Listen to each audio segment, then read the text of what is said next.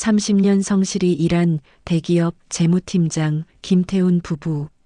퇴직금 25억 원으로 제주도 바다가 보이는 전원주택에서 새 인생을 시작했습니다. 매일 300만 원씩 매출이 나는 카페까지 운영하며 모든 게 완벽해 보였어요. 그런데 어느 날 호텔에서 이런 일이 벌어집니다. 죄송하지만 나가주세요. 여기는 고객 전용이에요. 저희도 고객인데요. 결제부터 하시죠. 25억 원 부부는 어떻게 호텔에서 쫓겨나는 신세가 되었을까요? 그리고 이들은 어떻게 다시 일어설 수 있었을까요? 오늘 이야기 시작하기 전에 지금 댓글로 어느 도시에서 뭘 하면서 보고 계신지 알려주세요. 그리고 구독과 좋아요를 눌러주세요. 그럼 이야기 시작하겠습니다. 김태우는 호텔 조식 뷔페 앞에서 멈춰 섰습니다. 아내 이지연이 옆에서 조심스럽게 그의 팔짱을 끼웠죠. 대리석으로 마감된 로비는 화려했고 천장의 샹들리에가 눈부시게 빛났습니다. 하지만 김태훈의 낡은 점퍼와 빛바랜 가방은 이곳의 화려함과 전혀 어울리지 않았어요. 김태훈의 점퍼는 10년도 넘은 것이었습니다. 소매 부분이 해져서 실밥이 나와 있었고 지퍼도 제대로 올라가지 않았어요. 가방 역시 마찬가지였습니다. 한때는 비싸게 산 가죽 가방이었지만 이제는 모서리가 해지고 손잡이가 늘어나 있었죠. 죄송합니다만 이곳은 고객 전용 구역입니다. 호텔 직원이 다가와 정중하지만 단호한 목소리로 말했습니다. 그의 시선은 김태훈의 옷차림을 훑어보고 있었어요. 직원의 표정에서 경계심을 읽을 수 있었습니다. 김태훈은 주머니를 뒤적였어요.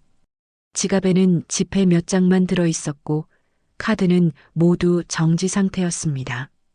평생 회계 수치를 다뤘던 그가 지금 계산대 앞에서 쫓겨나고 있었어요. 30년간 대기업 재무팀에서 일하며 수억, 수십억 원 단위의 숫자를 다뤘던 김태훈이었습니다. 그런 그가 호텔 뷔페비 몇만 원을 내지 못해 민망해하고 있었어요. 저희는 조식을 먹으려고 온 건데요. 김태훈이 작은 목소리로 말했습니다. 직원은 고개를 저었어요. 죄송하지만 이용료를 먼저 결제하셔야 합니다. 김태훈은 다시 한번 지갑을 뒤적였습니다. 하지만 나오는 건 10,000원짜리 2장과 1,000원짜리 몇 장뿐이었어요. 카드를 꺼내 카드 단말기에 대봤지만 결제 승인이 되지 않았습니다. 거래 정지라는 메시지만 나왔죠. 나가달라고 하는데요. 직원의 목소리가 조금 더 강해졌습니다. 주변 손님들의 시선이 하나둘 모이기 시작했어요. 고급 정장을 입은 사람들이 김태훈을 바라보며 수군거렸습니다. 어떤 이는 비웃는 듯한 표정을 지었어요. 김태훈의 얼굴이 붉어졌습니다. 이지연은 조용히 그의 팔을 잡고 복도 쪽으로 이끌었어요. 그녀도 마찬가지로 초라한 옷차림이었지만 품위를 잃지 않으려 애썼습니다. 어깨를 곧게 펴고 차분하게 걸었어요. 여보, 그냥 나가요. 여기 있을 필요 없어요. 이지연의 목소리가 떨렸습니다. 하지만 남편을 위로하려는 마음이 담겨 있었어요. 김태훈은 고개를 숙이고 발걸음을 옮겼습니다. 대리석 바닥을 걷는 발소리가 유독 크게 들렸어요. 부잣집 손님들이 웃으며 지나쳤고 어떤 이는 노골적으로 수군거렸습니다. 저 사람들 뭐야, 여기가 어딘 줄 알고. 호텔 경비가 뭐 하나 아무나 들여보내고. 이런 말들이 김태훈의 귀에 들렸어요. 그의 어깨가 점점 더 축 처졌습니다. 로비 한가운데를 걸으며 김태훈은 자신의 모습을 생각했습니다.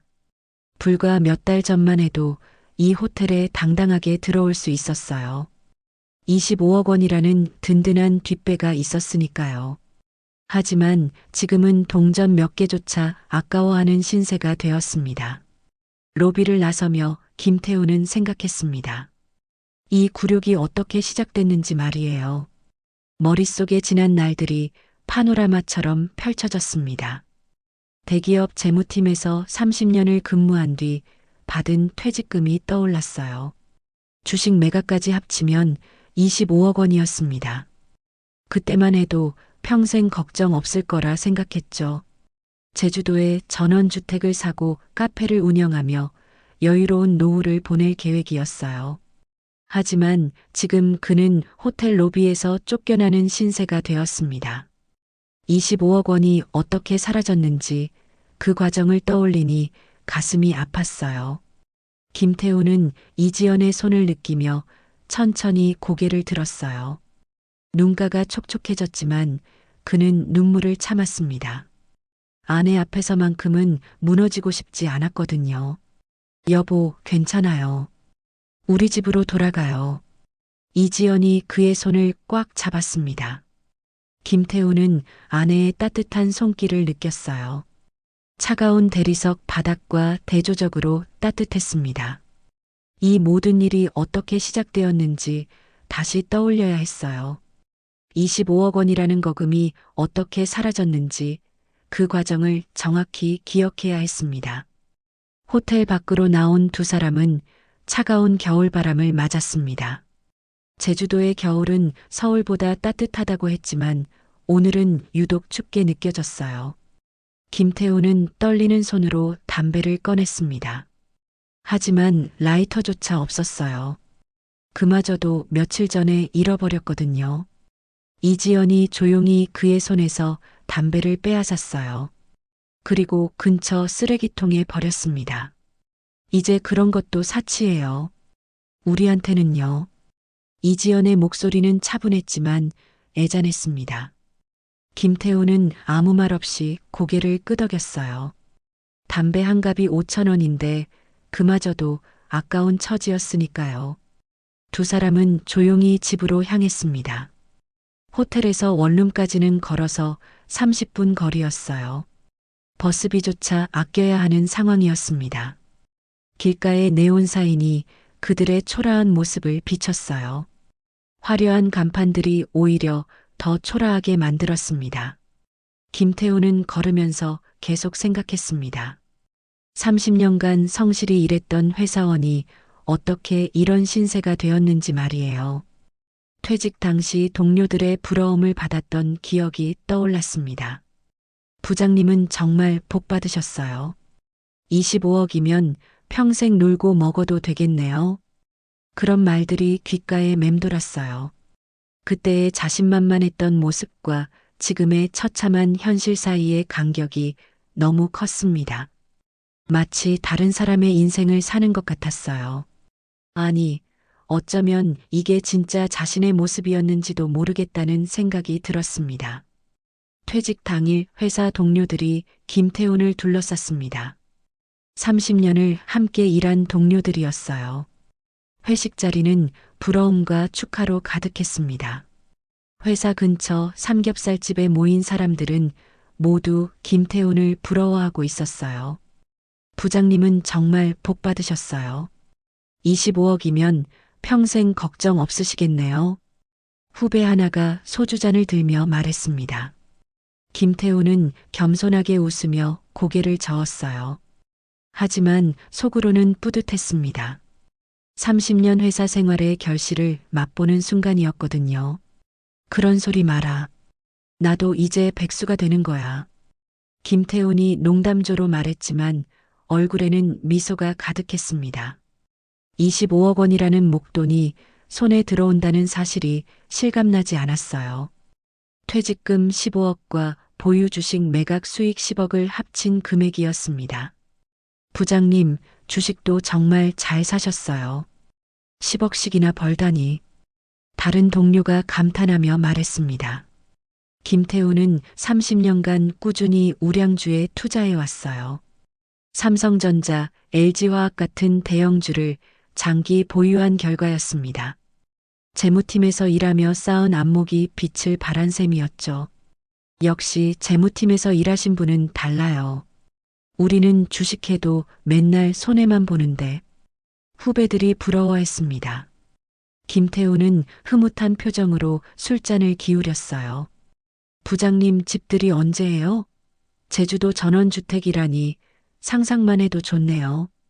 동료 하나가 물었습니다. 김태우는 이미 계획을 세워놨다고 말했어요. 강남 아파트 팔고 제주 애월에 집 사기로 했어. 바다 보이는 집으로 말이야. 회식 자리에 모든 사람들이 감탄했습니다.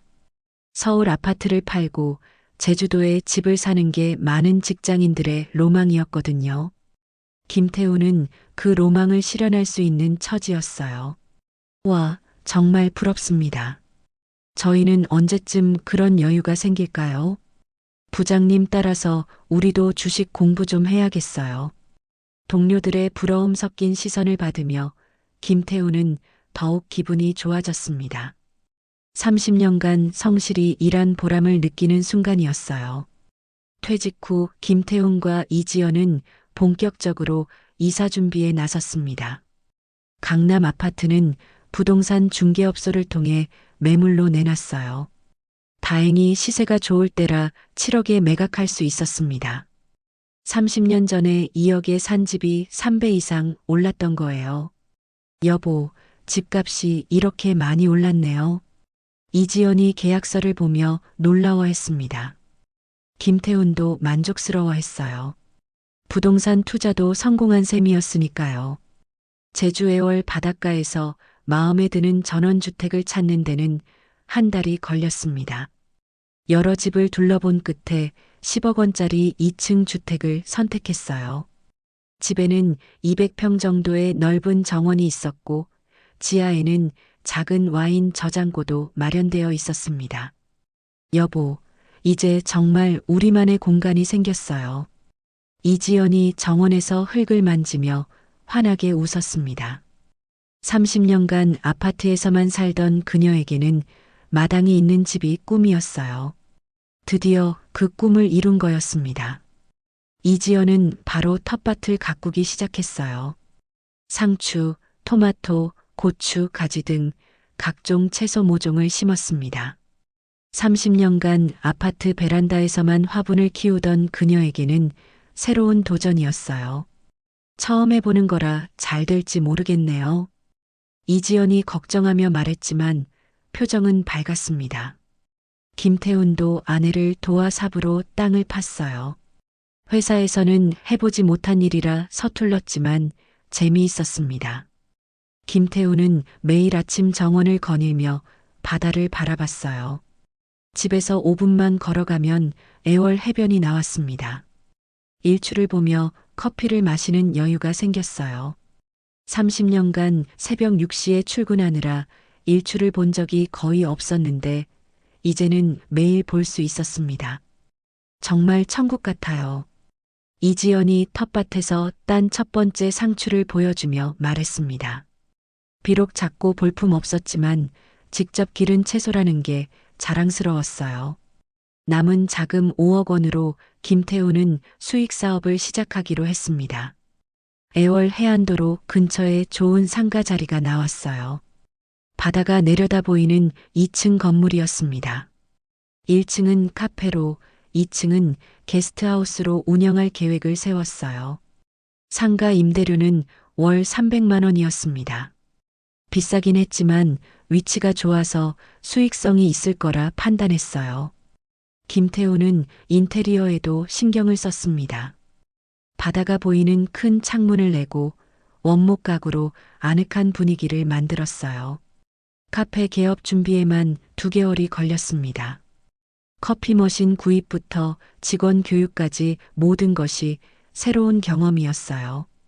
이지연도 베이킹을 배워서 케이크와 쿠키를 직접 만들었습니다. 개업 첫날부터 손님들이 줄을 섰습니다. 애월은 관광지로 유명해서 관광객들이 많았어요.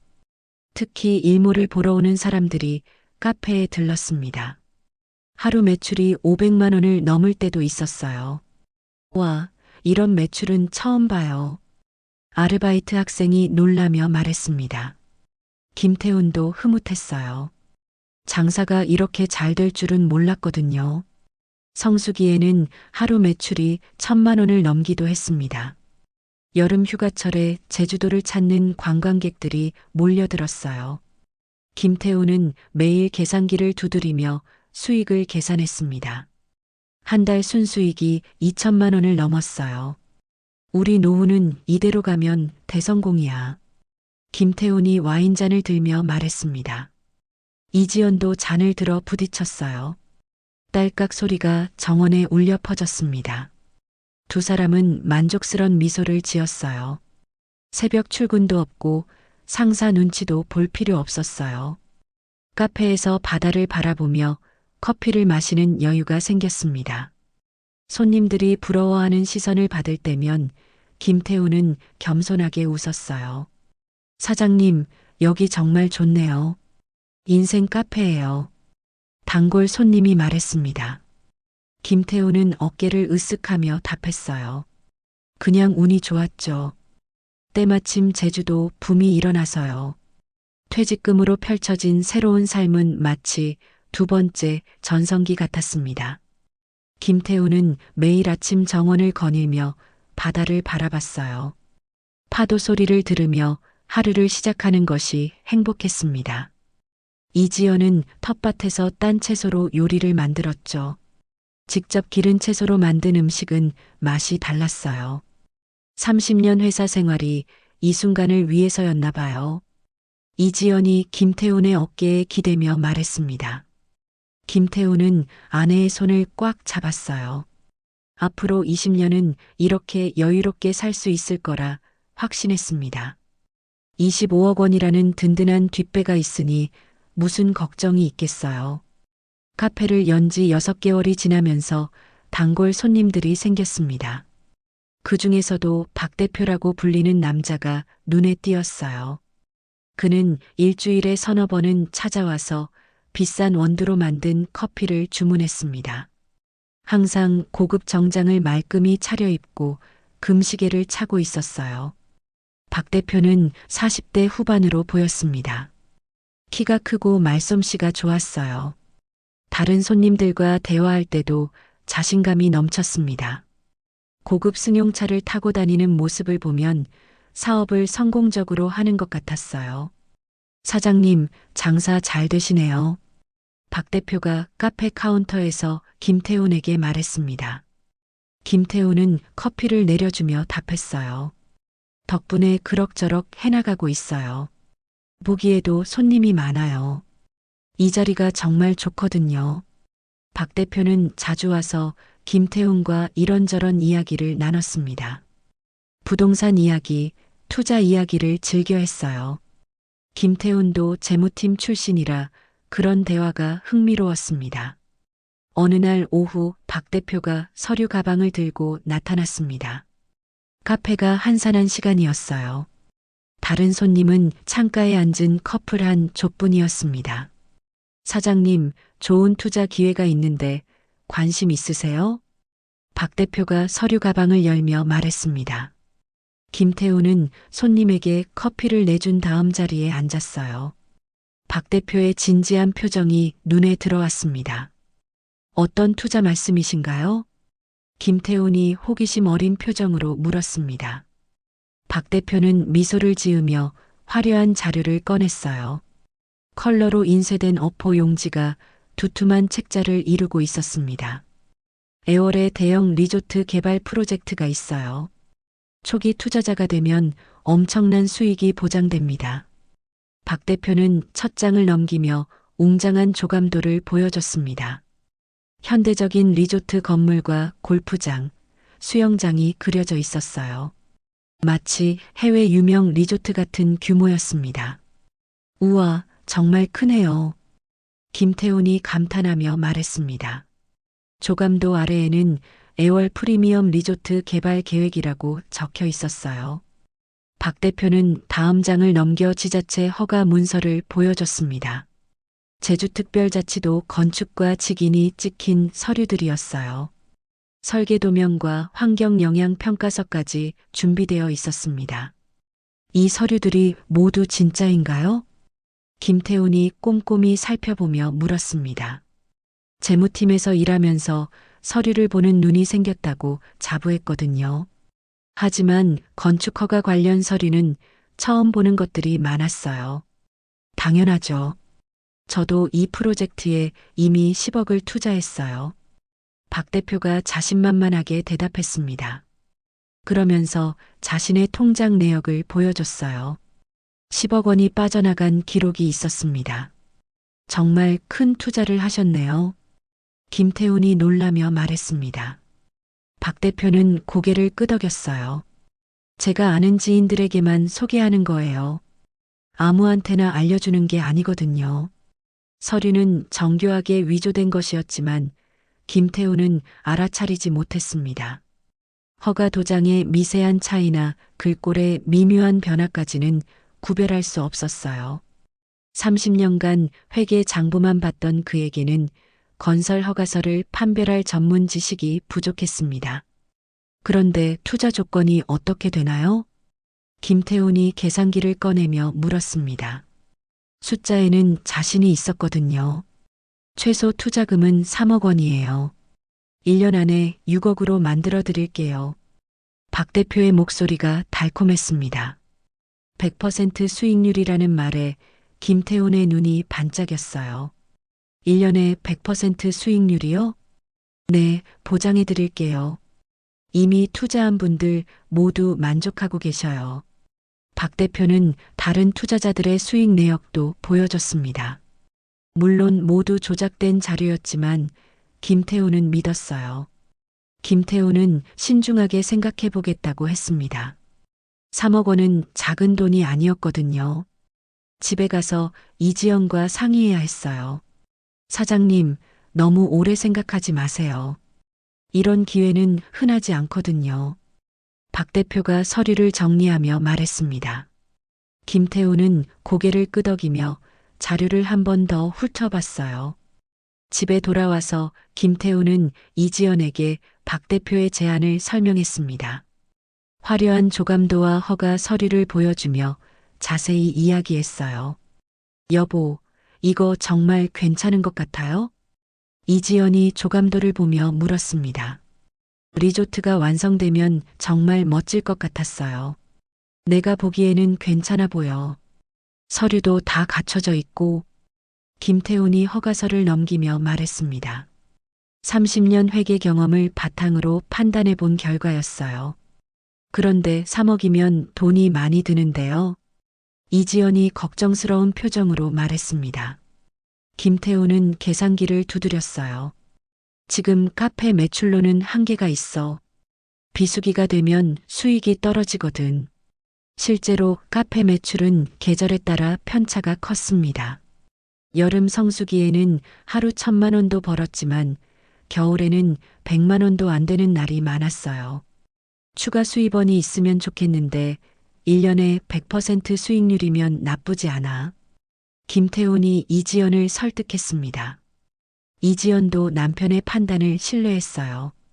당신이 30년간 숫자만 봐왔잖아요. 당신 판단을 믿을게요.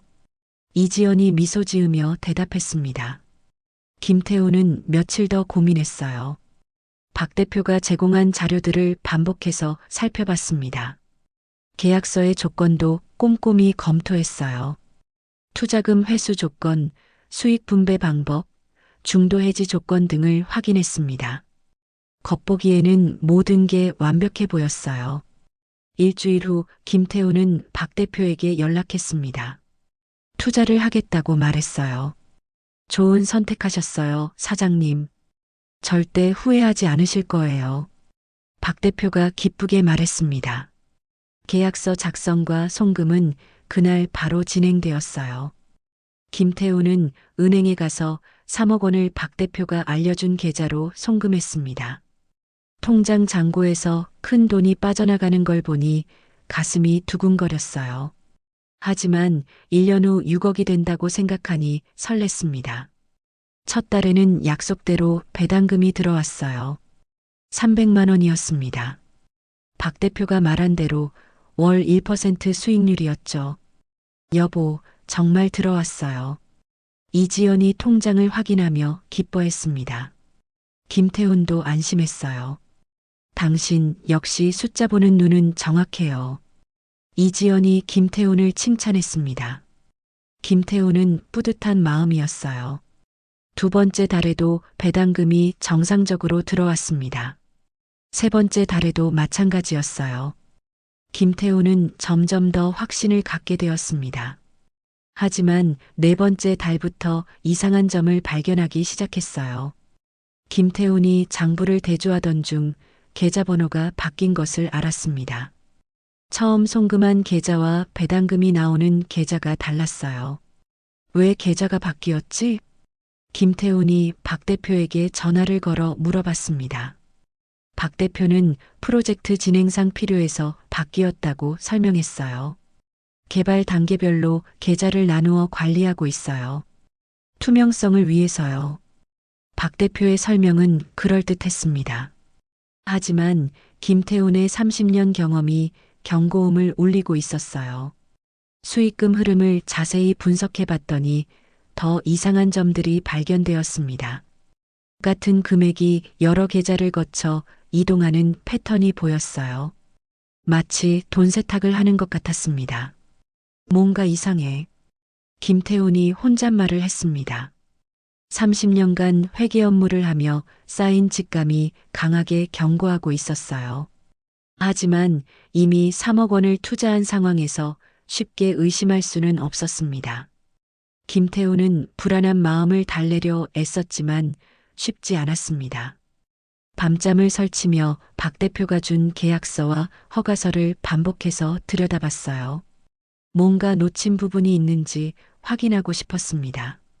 계좌 이체 내역을 꼼꼼히 분석해 봤더니 더욱 의심스러운 점들이 보였어요.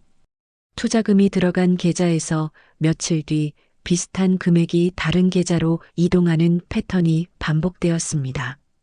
정상적인 사업 자금 운용과는 거리가 멀어 보였어요.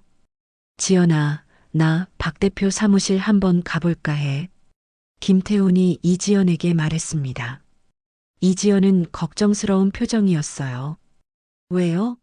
뭔가 문제 있어요? 아니야, 그냥 프로젝트 진행 상황을 직접 보고 싶어서. 김태훈은 진짜 이유를 말하지 않았습니다. 아내를 걱정시키고 싶지 않았거든요. 계약서에 찍힌 주소는 제주 시내 한 오피스텔이었습니다. 김태훈은 차를 몰고 그곳으로 향했어요. 30분 정도 걸리는 거리였습니다. 가는 동안 계속 불안한 마음이 들었어요. 오피스텔에 도착해서 15층으로 올라갔습니다. 1502호가 박 대표 사무실이라고 되어 있었어요. 복도는 조용했고 다른 사무실에서는 일하는 소리가 들렸습니다. 김태훈은 1502호 문을 두드렸어요. 톡톡톡. 하지만 아무 대답이 없었습니다. 다시 한 번 더 세게 두드려 봤지만 마찬가지였어요. 문 앞을 자세히 보니 이상한 점이 눈에 띄었습니다. 우편물이 수북이 쌓여 있었어요. 택배 상자와 등기 우편이 며칠째 방치되어 있는 모습이었습니다. 우편함도 가득 차서 넘칠 지경이었어요. 이상하네. 김태훈이 중얼거리며 문손잡이를 돌려봤습니다. 문은 잠겨 있었어요. 유리창으로 안을 들여다보려 했지만 블라인드가 쳐져 있어서 보이지 않았습니다. 김태훈은 1층 관리사무소를 찾아갔어요. 경비 아저씨가 TV를 보고 있었습니다. 안녕하세요. 15층 1502호 박 대표님 만나러 왔는데 사무실이 비어 있는 것 같아요. 김태훈이 정중하게 물었습니다. 경비 아저씨는 고개를 들어 김태훈을 바라봤어요. 아, 1502호요? 그 사람들 일주일 전에 야반도주했어요. 경비 아저씨가 한숨을 쉬며 대답했습니다. 김태훈의 얼굴이 하얗게 변했어요. 다리에 힘이 풀리는 느낌이었습니다. 야반도주라니 무슨 말씀이세요? 김태훈의 목소리가 떨렸습니다. 경비 아저씨는 담배를 꺼내 물며 말했어요. 짐도 제대로 안 빼고 그냥 사라졌어요. 월세도 3개월치 밀렸고요. 김태훈은 벽에 기대며 핸드폰을 꺼냈어요. 박 대표 번호로 전화를 걸었지만 현재 전화를 받을 수 없다는 안내 음성만 들렸습니다. 여러 번 시도해봤지만 결과는 마찬가지였어요. 혹시 다른 연락처 아시는 게 있나요? 김태훈이 다급하게 물었습니다. 경비 아저씨는 고개를 저었어요. 글쎄요, 나도 잘 몰라요. 워낙 조용히 지냈거든요. 김태훈은 좌절감에 휩싸였습니다. 3억 원이 날아간 게 확실해 보였어요. 30년간 성실히 모은 돈이 한순간에 사라진 것 같았습니다. 이런 일이. 김태훈이 중얼거리며 머리를 감쌌습니다. 어떻게 이런 일이 일어날 수 있는지 믿기지 않았어요. 경비 아저씨가 동정적인 표정으로 말했습니다. 혹시 그 사람한테 돈 맡기신 건 아니죠? 요즘 사기꾼들이 많다던데. 김태훈은 대답할 수 없었습니다. 현실을 인정하기 싫었거든요. 급하게 제주동 부경찰서로 향했습니다. 신고를 하려고 했어요. 하지만 담당 형사의 반응은 별로 희망적이지 않았습니다. 투자 사기 사건은 피해액이 워낙 커서 회수가 어려워요. 형사가 피곤한 표정으로 말했습니다. 이런 사건이 한두 건이 아닌 듯 했어요. 그래도 수사는 해주시죠? 김태훈이 간절하게 부탁했습니다. 형사는 고개를 끄덕이며 조서를 작성하기 시작했어요. 일단 신고는 접수해 드릴게요. 하지만 기대는 안 하시는 게 좋을 것 같아요. 김태훈의 어깨가 축 처졌습니다. 경찰서에서 나오는 발걸음이 무거웠어요. 집으로 돌아가는 길이 막막했습니다. 이지연에게 어떻게 설명해야 할지 막막했어요. 3억 원이 한순간에 날아갔다는 걸 어떻게 받아들일 수 있을까요? 집에 도착하니 이지연이 정원에서 채소를 따고 있었습니다. 평화로운 일상이 계속되고 있었어요. 하지만 김태훈에게는 그 평화가 곧 깨질 것 같았습니다. 여보, 박 대표 사무실은 어땠어요? 이지연이 밝은 표정으로 물었습니다. 김태훈은 한동안 대답을 못했어요. 3억이 날아갔어. 김태훈이 작은 목소리로 말했습니다. 이지연은 처음에는 농담인 줄 알았어요. 무슨 소리예요? 박 대표가 사라졌어. 사기당한 것 같아. 김태훈의 진지한 표정을 본 이지연의 얼굴이 하얗게 변했습니다. 손에 들고 있던 채소를 떨어뜨렸어요. 3억이 한순간에 사라졌다고요? 이지연이 거실 소파에 주저앉으며 울기 시작했습니다. 30년간 모은 돈이 한순간에 날아간다는 게 믿어지지 않았어요. 왜 혼자 결정했어요? 우리한테 상의했어야죠. 이지연의 목소리가 떨렸습니다. 김태훈은 바닥을 바라보며 고개를 숙였어요. 변명의 여지가 없었습니다. 미안해. 내가 너무 성급했어. 김태훈이 고개를 숙이며 사과했습니다. 하지만 이미 엎질러진 물이었어요. 카페 매출도 점점 줄어들고 있었습니다. 성수기가 지나자 관광객이 급격히 줄었어요. 10월부터는 하루 매출이 100만 원도 안 되는 날이 많아졌습니다. 여름에 하루 1,000만 원씩 벌던 때와는 천지 차이였어요. 월세 300만 원과 재료비, 인건비 같은 고정비는 그대로였습니다. 매달 적자가 쌓여갔어요. 김태훈은 매일 빈 카페에 앉아 장부를 들여다봤습니다. 빨간 숫자들이 늘어만 갔어요. 이러다 카페도 문 닫아야 하는 거 아니야?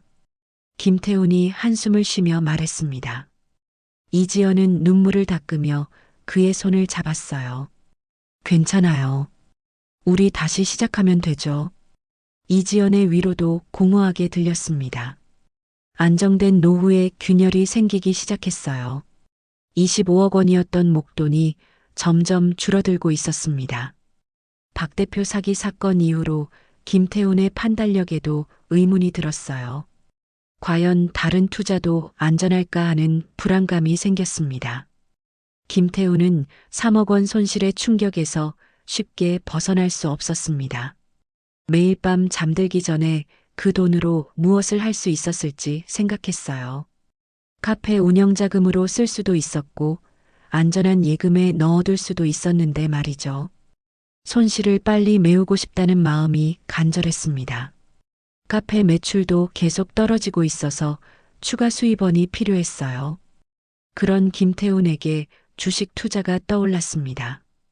재무팀에서 30년 일했으니까 주식 정도는 할 수 있을 거야. 김태훈이 이지연에게 말했습니다. 이지연은 걱정스러운 표정이었어요. 여보, 이번에는 신중하게 해요.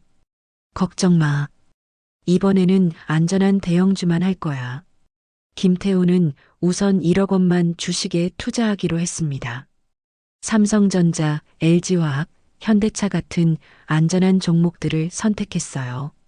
30년간 재무 업무를 하면서 이런 회사들의 재무제표를 많이 봤거든요. 처음 2달 동안은 순조로웠습니다. 대형주들이 꾸준히 올랐어요. 10% 정도 수익이 났습니다. 김태훈은 자신감을 얻었어요. 역시 내가 숫자 보는 눈이 있어. 김태훈이 주식 앱을 보며 흐뭇해했습니다. 1,000만 원을 벌었으니까요. 하지만 욕심이 커지기 시작했습니다. 10% 수익으로는 3억 원 손실을 메우기에는 턱없이 부족했어요. 인터넷 주식 카페에 가입했습니다. 그곳에서는 더 큰 수익률을 자랑하는 사람들이 많았어요. 바이오 주식으로 몇 배씩 벌었다는 후기들이 넘쳐났습니다. 대형주로는 한계가 있어. 바이오 주식이 대박이래. 김태훈이 인터넷 카페 글을 보며 말했습니다. 어떤 사람은 바이오 주식으로 한 달에 200% 수익을 냈다고 자랑했어요. 김태훈은 2억 원을 추가로 바이오 주식에 투자했습니다. 셀트리온, 삼성 바이오로직스 같은 대형 바이오 주식이 아니라 신약 개발 중인 작은 회사들이었어요. 처음에는 대박이 났습니다. 투자한 바이오 주식이 20% 올랐어요. 하루 만에 4천만 원을 벌었습니다. 김태훈은 흥분했어요. 지연아, 주식으로 대박 났어. 하루에 4천만 원 벌었다고. 김태훈이 신이 나서 말했습니다. 이지연은 여전히 걱정스러운 표정이었어요. 여보, 너무 많이 하는 거 아니에요? 무서워요. 걱정 마. 이제 요령을 알 것 같아. 조금만 더 하면 3억 손실 금방 만회할 수 있어. 하지만 김태훈의 자신감은 오래가지 못했습니다. 일주일 후 투자한 바이오 회사에서 신약 개발 실패 소식이 터졌어요. 임상 3상에서 효과가 입증되지 않았다는 발표였습니다. 주가는 폭락했습니다. 하루 만에 30% 떨어졌어요. 김태훈이 투자한 2억 원은 순식간에 1억 4천만 원으로 줄었습니다. 6천만 원이 한순간에 날아간 거였어요. 이런 6천만 원이 없어졌네. 김태훈의 얼굴이 하얗게 변했습니다. 이지연이 걱정스럽게 다가왔어요. 여보, 이제 그만하면 안 돼요? 아니야, 조금만 더 기다리면 회복될 거야. 김태훈은 아내의 만류를 무시했습니다. 오히려 손실을 만회하기 위해 더 많은 돈을 투자하려고 했어요. 하지만 현금이 부족했습니다. 고민 끝에 김태훈은 은행에서 대출을 받기로 했습니다. 제주도 집을 담보로 5억 원을 대출받았어요. 여보, 제발 그만해요. 집까지 걸면 안 돼요. 이지연이 울며 간곡히 말했습니다. 하지만 김태훈은 이미 냉정한 판단력을 잃은 상태였어요. 괜찮아. 이번에는 확실한 정보가 있어. 김태훈은 인터넷 카페에서 얻은 확실한 정보를 믿었습니다. 어떤 바이오 회사가 곧 신약 개발에 성공한다는 소문이었어요. 하지만 그것도 조작된 정보였습니다. 5억 원을 모두 그 바이오 주식에 쏟아부었어요. 처음 일주일은 좋았습니다. 주가가 15% 올랐거든요. 김태훈은 이번에는 성공했다고 생각했어요. 하지만 그것도 잠깐이었습니다. 해당 바이오 회사의 실제 재무 상태가 공개되면서 주가가 연일 하락했어요. 회사가 사실상 부실 상태라는 게 드러났습니다. 김태우는 매일 주식 차트만 쳐다봤어요. 빨간색 하락선이 계속 이어졌습니다. 추가 매수로 평단가를 낮춰보려 했지만 돈이 더 이상 없었어요. 석 달 만에 5억 원이 모두 사라졌습니다. 대출금까지 모두 날린 거였어요. 김태우는 망연자실했습니다. 카페 상황도 더욱 악화되었어요. 겨울철이 되면서 관광객이 거의 없었습니다. 하루 매출이 50만 원도 안 되는 날이 많았어요. 임대료 300만 원조차 감당하기 어려웠습니다. 김태우는 카페 사장에게 월세를 못 내겠다고 말했어요. 사장은 냉정했습니다. 그럼 계약 해지하셔야죠. 다음 달까지 밀린 임대료 주지 못하면 퇴거하셔야 해요. 김태우는 결국 카페 문을 닫을 수밖에 없었습니다. 매장 내 집기들을 헐값에 처분했어요. 하지만 밀린 임대료와 각종 비용을 충당하기에는 부족했습니다. 은행에서는 대출 상환을 독촉했습니다. 매주 전화가 왔어요. 김태훈 고객님, 연체된 대출금 빨리 상환해 주세요. 김태훈은 갚을 돈이 없었습니다. 결국 은행에서 경매 절차를 시작했어요. 집까지 잃게 됐어요. 이지연이 경매 통지서를 들고 떨었습니다. 김태우는 머리를 감싸 안았어요. 25억 원이었던 퇴직금은 순식간에 빚으로 바뀌었습니다. 집도 카페도 모든 걸 잃게 되었어요. 김태우는 거실 바닥에 주저앉아 하늘을 바라봤습니다. 미안해, 지연아. 내가 모든 걸 망쳤어. 김태훈이 고개를 숙이며 말했습니다. 이지연은 눈물을 닦으며 그의 손을 잡았어요. 이제 어떻게 살아요? 집도 없는데. 두 사람 앞에는 막막한 현실만 남아 있었습니다. 25억 원으로 시작한 화려한 꿈은 완전히 무너졌어요. 이제 원룸에서라도 새 출발을 해야 하는 상황이었습니다. 부부는 제주 시내 원룸으로 쫓겨나듯 이사했습니다. 보증금 500만 원, 월세 40만 원짜리 작은 방이었어요. 전 재산을 털어 겨우 구한 집이었습니다. 창문 하나와 화장실, 간이 주방이 전부인 10평 남짓한 공간이었어요. 25억 원짜리 전원주택에서 40만 원짜리 원룸으로 그 현실이 받아들여지지 않았습니다. 김태우는 하루 종일 방에만 앉아 있었어요. 나갈 곳도 없고 할 일도 없었거든요. 여보, 이러면 안 돼요. 계속 방에만 있으면. 이지연이 김태훈을 걱정했습니다. 김태훈은 고개도 들지 않았어요. 나는 밖에 나가기 싫어. 사람들 시선이 무서워. 김태훈은 창피함과 절망감에 빠져 있었습니다. 30년간 성실히 일한 사람이 하루아침에 이런 신세가 되었다는 게 믿어지지 않았어요. 이지연은 집에만 있으면 답답하다며 밖으로 나가기 시작했습니다. 동네를 산책하다가 무료급식소 앞을 지나게 되었어요. 봉사자 모집 안내문이 붙어 있었습니다. 무료급식소에서 봉사자를 구한대요. 이지연이 집에 돌아와 김태훈에게 말했습니다. 김태훈은 관심을 보이지 않았어요. 나는 싫어. 창피해서 어떻게 가. 여보, 이럴 때일수록 밖으로 나가야 해요. 집에만 있으면 더 우울해져요. 하지만 김태훈은 움직이려 하지 않았습니다. 이지연은 혼자 무료급식소를 찾았어요. 무료급식소는 생각보다 정돈되어 있었습니다.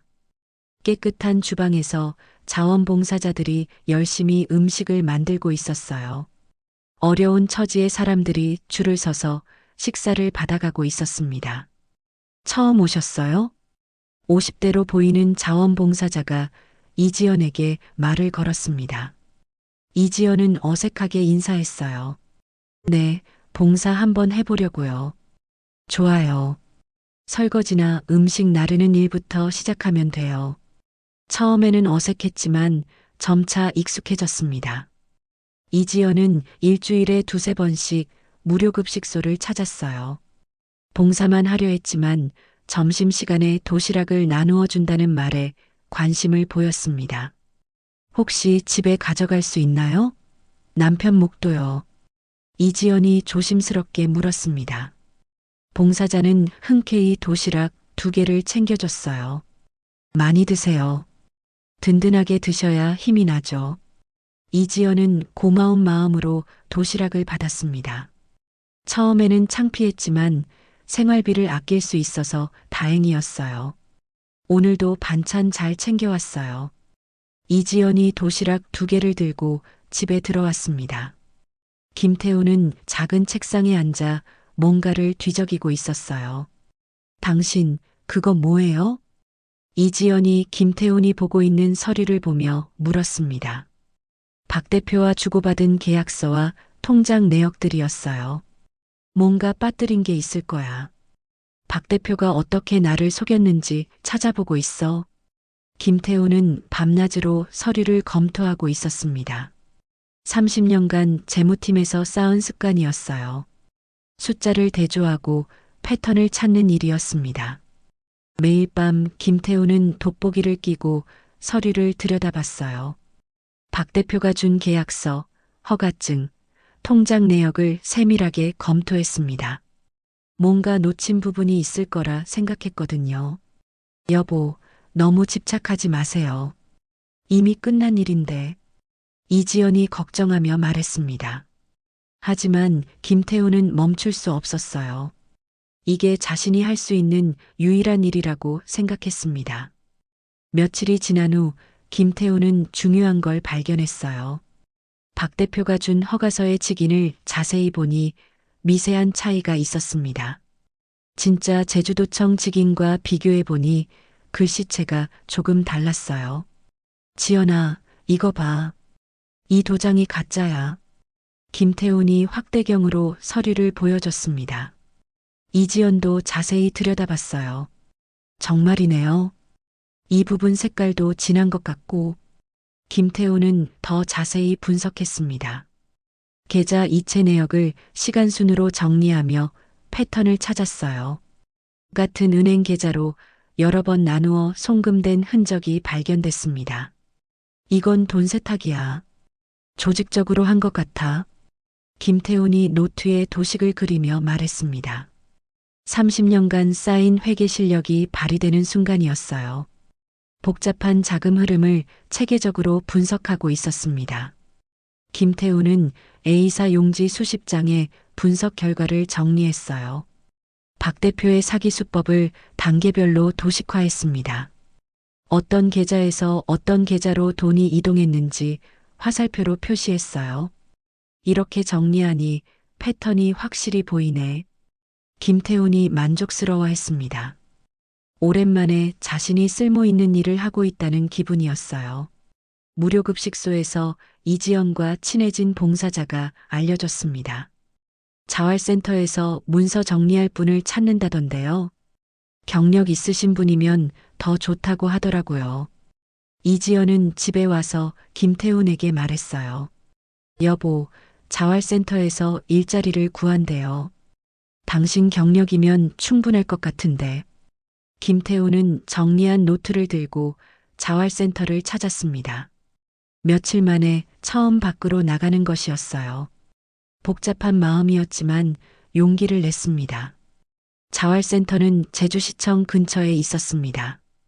깨끗한 사무실에 직원들이 바쁘게 일하고 있었어요. 안녕하세요. 문서 정리 일자리 때문에 왔는데요. 김태훈이 접수처에서 말했습니다. 담당 직원이 김태훈을 상담실로 안내했어요. 경력이 어떻게 되세요? 대기업 재무팀에서 30년 일했습니다. 직원의 눈이 반짝였습니다. 김태훈이 준비해온 노트를 보더니 깜짝 놀랐어요. 이거 직접 분석하신 거예요? 네, 제가 사기당한 사건을 분석한 거예요. 직원은 김태훈의 분석 자료를 꼼꼼히 살펴봤습니다. 체계적으로 정리된 내용에 감탄했어요. 이 정도 실력이면 경찰 수사에도 도움이 될 것 같은데요. 김태훈의 희미했던 눈빛에 불이 켜졌습니다. 오랜만에 인정받는 기분이었어요. 부장님, 이 분석 자료면 경찰에 바로 제출할 수 있겠는데요? 김태우는 자신이 아직 쓸모 있는 사람이라는 걸 깨달았습니다. 30년간 쌓아온 전문성이 헛되지 않았어요. 정말 경찰에 도움이 될까요? 당연하죠. 이런 체계적인 분석 자료는 흔하지 않거든요. 자활센터 직원은 김태훈을 경찰서에 직접 소개해 주겠다고 했습니다. 김태훈은 용기를 내어 경찰서를 다시 찾기로 했어요. 며칠 후 김태훈은 정리한 자료를 들고 제주동 부경찰서를 찾았습니다. 이전과 달리 체계적으로 준비된 자료를 가지고 갔어요. 이전에 투자 사기로 신고했던 김태훈입니다. 추가 자료를 가져왔어요. 담당 형사도 김태훈의 분석에 큰 관심을 보였습니다. 이거 정말 대단한데요. 수사에 큰 도움이 될 것 같습니다. 형사가 자료를 꼼꼼히 살펴보며 감탄했습니다. 김태훈은 오랜만에 뿌듯한 기분이었어요. 자활센터에서도 김태훈에게 정식으로 일자리를 제안했습니다. 사기 사건 자료 분석 전문가로 일하는 거였어요. 월급은 150만 원 정도 드릴 수 있어요. 많지 않은 금액이었지만 김태훈에게는 희망이었습니다. 규칙적인 수입이 생기는 거니까요. 감사합니다. 열심히 하겠습니다. 김태훈이 정중하게 인사했습니다. 오랜만에 자신의 전문성을 인정받는 기분이었어요. 집에 돌아와서 김태훈은 이지연에게 소식을 전했습니다. 취업됐어. 월 150만 원 받기로 했어. 이지연의 얼굴에 밝은 미소가 떠올랐습니다. 정말요? 다행이에요. 비록 적은 액수였지만 새로운 시작이었습니다. 김태훈은 오랜만에 희망을 품었어요. 김태훈이 자활센터에서 정리한 자료는 제주동 부경찰서 수사에 결정적인 도움이 되었습니다. 박 대표 사건 담당 형사는 김태훈의 분석력에 크게 감탄했어요. 30년간 재무 업무를 하신 게 확실히 느껴져요. 이런 자료는 전문가가 아니면 만들기 어려워요. 담당 형사가 김태훈에게 말했습니다. 김태훈이 정리한 계좌 이체 흐름도와 위조 서류 분석 자료는 수사의 핵심적인 단서가 되었어요. 경찰은 김태훈의 자료를 바탕으로 수사망을 체계적으로 좁혀나갔습니다. 박 대표의 실명은 박진수였고 그는 제주도뿐 아니라 전국에서 비슷한 수법으로 투자 사기를 벌이고 있었어요. 전국에서 피해자가 200명이 넘어요. 피해액만 500억 원이 넘습니다. 수사관이 김태훈에게 중간 보고를 했습니다. 김태훈은 자신만 당한 게 아니라는 걸 알고 복잡한 심정이었어요. 안도감과 함께 다른 피해자들에 대한 안타까움도 들었습니다. 박진수는 체계적으로 조직을 운영하고 있었어요. 가짜 회사를 여러 개 만들고 위조 서류 제작팀까지 두고 있었습니다. 김태훈이 분석한 계좌 이동 패턴이 그 조직의 실체를 드러내는 결정적 증거가 되었어요. 김 부장님이 만든 자금 흐름도가 핵심이었어요. 이걸로 박진수 조직의 전체 구조를 파악할 수 있었거든요. 수사관이 설명했습니다. 김태훈은 자신의 분석이 이렇게 큰 사건 해결에 도움이 된다는 걸 뿌듯하게 생각했어요. 수사 과정에서 김태훈은 경찰서에 자주 나가야 했습니다. 추가 자료 분석과 증언을 위해서였어요. 처음에는 부담스러웠지만 점차 의미 있는 일이라고 생각하게 되었습니다. 다른 피해자들을 위해서라도 끝까지 협조하겠습니다. 김태훈이 수사관에게 말했습니다. 자신과 같은 피해를 당한 사람들이 200명 넘는다는 사실에 책임감을 느꼈어요. 석 달 후 박진수는 부산의 한 모텔에서 체포되었습니다. 그는 가짜 신분증을 만들어 도주를 준비하고 있었어요. 수사관들이 들이닥쳤을 때 서류를 태우려 하다가 붙잡혔습니다. 김 부장님 덕분에 잡을 수 있었어요. 정말 고맙습니다. 수사관이 김태훈에게 체포 소식을 전화로 알려줬습니다. 김태우는 안도의 한숨을 길게 내쉬었어요. 법정에서 김태우는 핵심 증인으로 서게 되었습니다. 재판부 앞에서 자신이 분석한 자료를 차례대로 설명했어요. 박진수의 사기 수법이 어떻게 이루어졌는지 상세히 증언했습니다. 피고인의 조직적 범행을 입증하는 결정적인 자료였습니다. 판사가 김태훈의 증언을 높이 평가했습니다. 김태훈은 당당하게 증언대에 설 수 있었어요. 오랜만에 자신의 전문성을 인정받는 순간이었습니다. 다른 피해자들도 법정에 모였습니다. 김태훈과 비슷한 처지의 사람들이 많았어요. 퇴직금으로 투자했다가 당한 사람, 사업 자금을 잃은 사람들이었습니다. 김 부장님 덕분에 우리가 희망을 갖게 됐어요. 60대 피해자 한 분이 김태훈의 손을 잡으며 눈물을 흘렸습니다. 김태훈도 마음이 뭉클했어요. 자신의 분석이 다른 사람들에게도 도움이 되었다는 게 감사했습니다. 우리 모두 힘든 시간이었지만 이제 희망이 보여요. 김태훈이 다른 피해자들에게 말했습니다. 함께 싸워온 동료애 같은 것을 느꼈어요. 재판 과정에서 박진수가 숨겨놓은 자산들이 하나씩 밝혀졌습니다. 강남 아파트, 고급 외제차, 해외 계좌까지 상당한 규모였어요. 총 100억 원 정도의 자산이 압류되었습니다. 피해자들에게 비례 배분하기로 했습니다. 검사가 설명했습니다. 500억 원 피해에 100억 원 회수니까 20% 정도는 돌려받을 수 있을 거라고 했어요. 김태우는 투자금 3억 원 중 30%인 9천만 원을 돌려받게 되었습니다. 전액은 아니었지만 그나마 다행이었어요. 아무것도 못 받을 수도 있었거든요. 9천만 원이라도 받을 수 있어서 정말 다행이에요. 이지연이 법원에서 나오며 말했습니다. 김태훈의 어깨가 오랜만에 펴졌어요. 환급 절차는 몇 달 더 걸렸지만 결국 약속된 금액을 받을 수 있었습니다. 김태훈은 통장에 9천만 원이 입금된 걸 확인하며 안도했어요. 정의가 실현되는 순간이었습니다. 김태훈은 자신의 전문 능력으로 사기꾼을 잡는데 기여했다는 자부심을 느꼈어요. 이지연도 남편을 자랑스러워했습니다. 여보, 당신 정말 대단해요. 혼자 힘으로 사기꾼을 잡다니. 이지연의 목소리에 자부심이 묻어났습니다. 김태훈은 오랜만에 아내에게 인정받는 기분이었어요. 자활센터에서도 김태훈의 활약상을 높이 샀습니다. 다른 투자 사기 사건들의 자료 정리도 계속 맡겨주었어요. 김태훈은 자신만의 전문 영역을 찾은 것 같았습니다.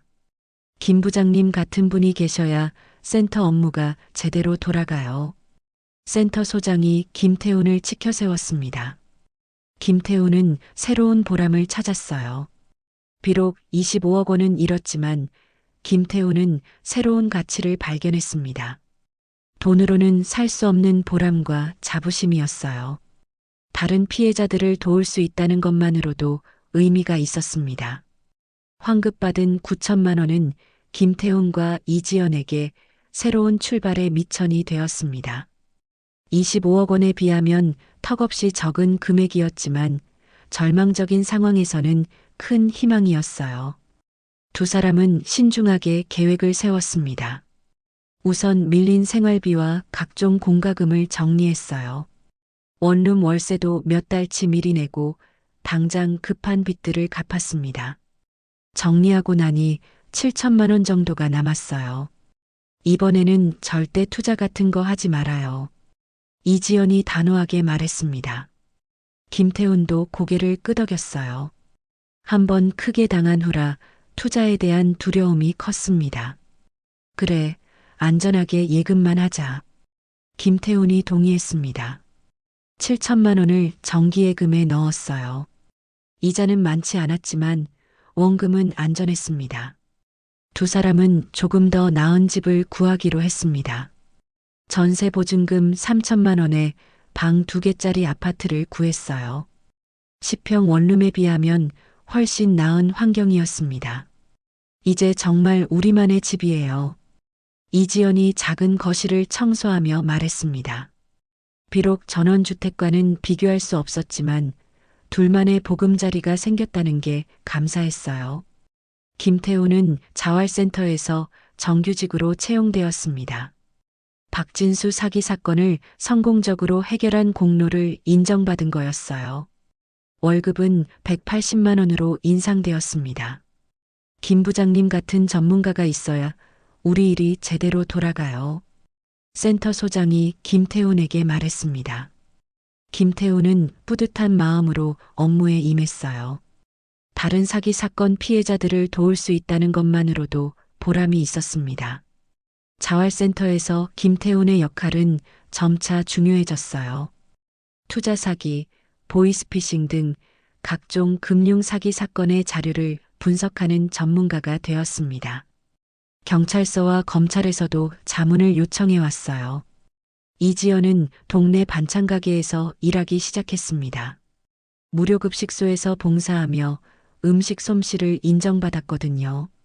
새벽 6시부터 오후 2시까지 일하고 월 130만 원을 벌었어요. 사모님 손맛이 정말 좋으세요. 반찬이 금세 떨어져요. 반찬가게 사장이 이지연을 칭찬했습니다. 이지연은 환하게 웃으며 더 정성을 들였어요.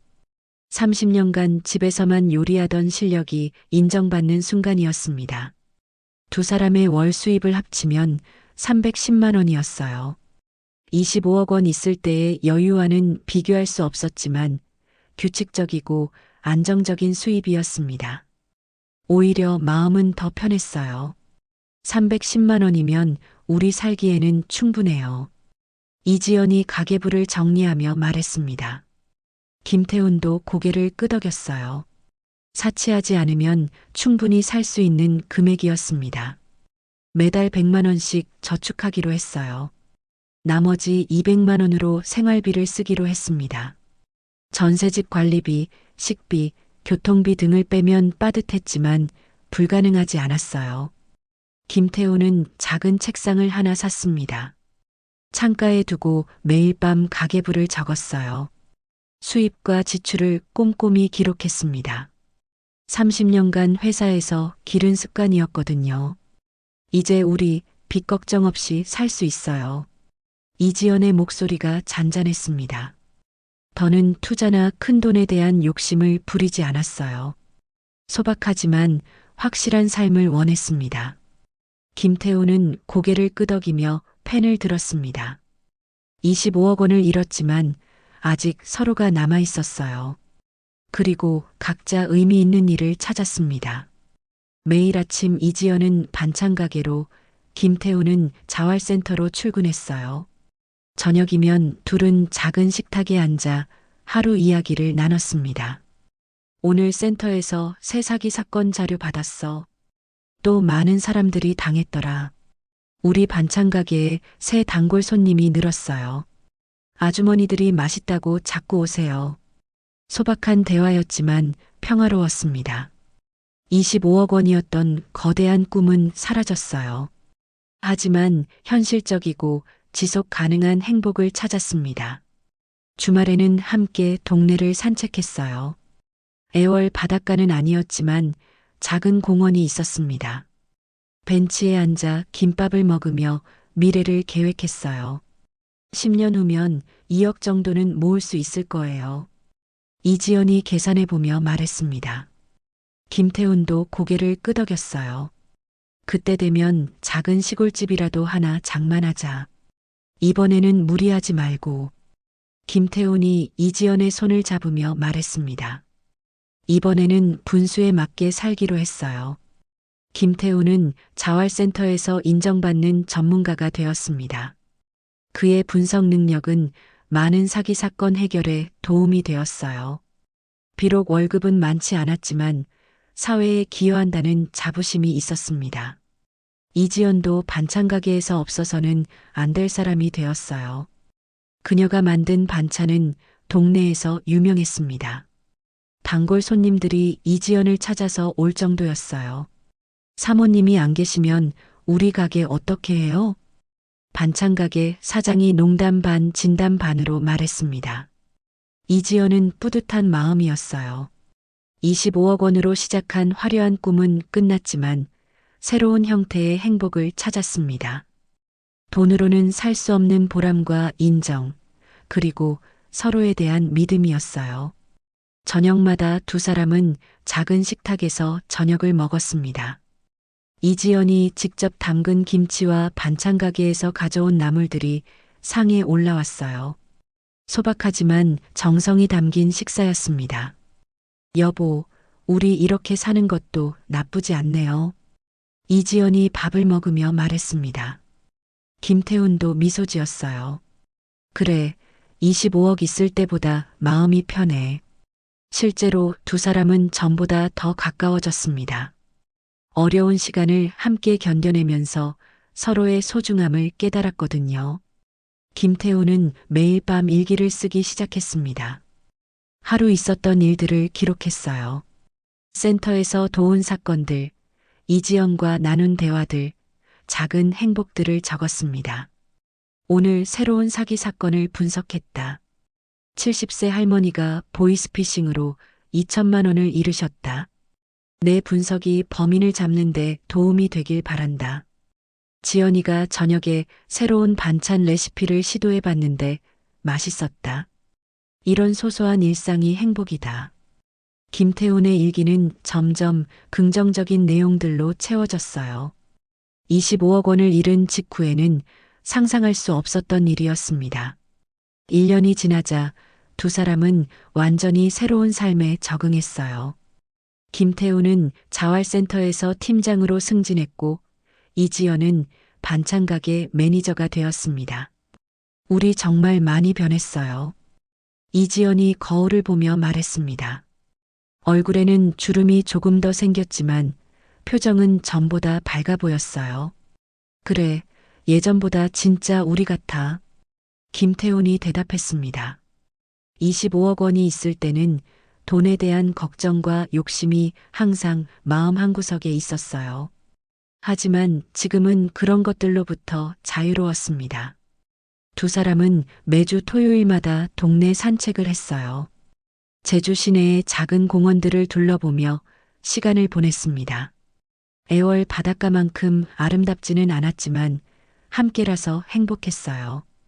여보, 우리 작년 이맘때 얼마나 절망적이었는지 기억나요? 이지연이 벤치에 앉아 말했습니다. 김태훈도 그때를 떠올렸어요.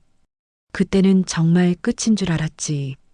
근데 지금 보니까 그게 새로운 시작이었네요. 두 사람은 서로를 바라보며 미소 지었습니다. 25억 원을 잃은 것은 분명 큰 시련이었어요. 하지만 그 시련을 통해 더 소중한 것들을 얻었습니다. 김태훈은 자신의 전문성을 사회에 기여하는 방법을 찾았어요. 이지연은 30년간 집에서만 하던 요리로 많은 사람들을 기쁘게 해주고 있었습니다. 둘 다 각자의 가치를 발견한 셈이었어요.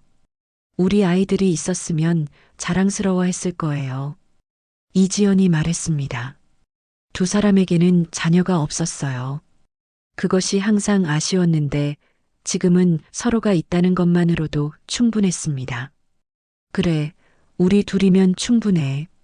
김태훈이 이지연의 손을 꽉 잡았습니다. 그 손은 반찬 가게에서 일하느라 거칠어졌지만 김태훈에게는 세상에서 가장 따뜻한 손이었어요. 저녁 무렵 집으로 돌아온 두 사람은 작은 거실에서 TV를 봤습니다. 뉴스에서는 또 다른 투자 사기 사건이 보도되고 있었어요.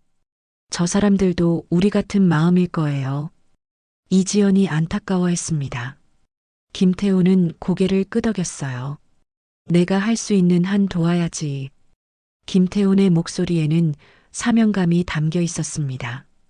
자신과 같은 피해를 당한 사람들을 돕는 것이 자신의 역할이라고 생각했거든요.